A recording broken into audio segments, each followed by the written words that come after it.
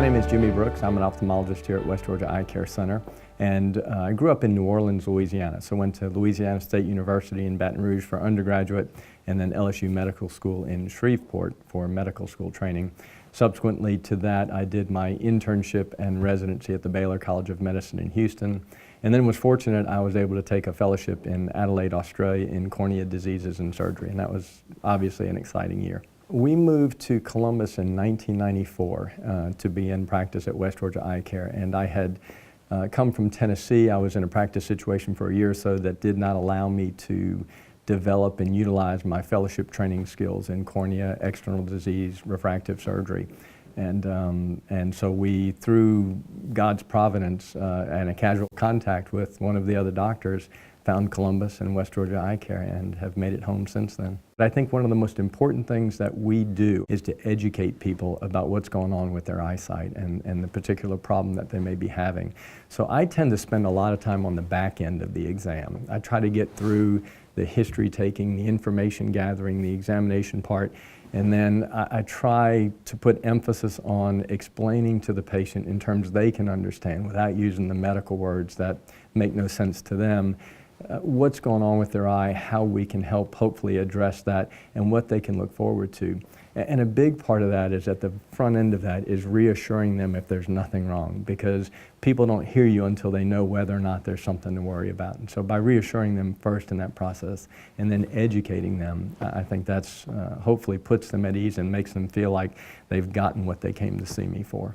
When I was in medical school, the way the process works, in your third year you're supposed to kind of make up your mind. And I'm not a very rebellious person, but I rebelled against that process because I thought it was too early. And so I didn't decide early on, but in my fourth year of medical school, I took a mission trip to Mexico with a friend and his father, who is an ophthalmologist, and we worked on the second floor of a Mexican jail doing surgery, and of course I was just helping and being a little lab rat, helping with whatever I could do as a medical student. I actually got to do a little bit of stuff here and there, but that solidified the choice for me. It helped me to see what ophthalmology was really about and the scope of work that one could be involved with in ophthalmology, both in the United States but then also internationally, and helping people at all levels.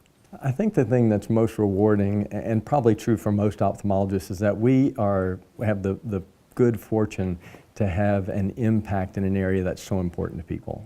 Most people would tell you of all their senses and things, their eyesight is the most important. And so to be able to impact people in a way that's so important to them is incredibly rewarding. One thing that I'll never forget that highlights that is we were in the old building on 2010th Avenue, and if you're from Columbus, it's near the medical center. And I saw a patient on a Saturday. We did the surgery on Friday, and I met him at the office, saw him, and I was waiting for another patient. He left and had done his surgery, and he was seeing, and he hadn't seen well in a long time. And as I was standing up there waiting, I was looking out the fourth floor window, looking down. And he and his daughter walked out, and while I was looking for the next car to pull up, because I really wanted to get done and get home, I saw him, they walked towards the car, and then he grabbed his daughter's arm and he started pointing at stuff, like, I can see that now. And it was good.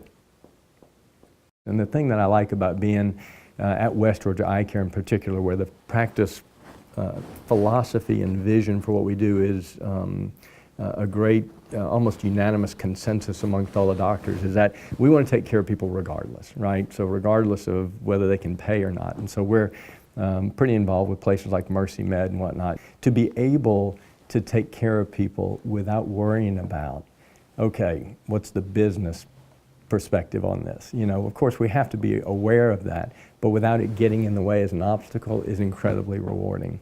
And then being able to take the blessing of income that we have here and use that to travel internationally.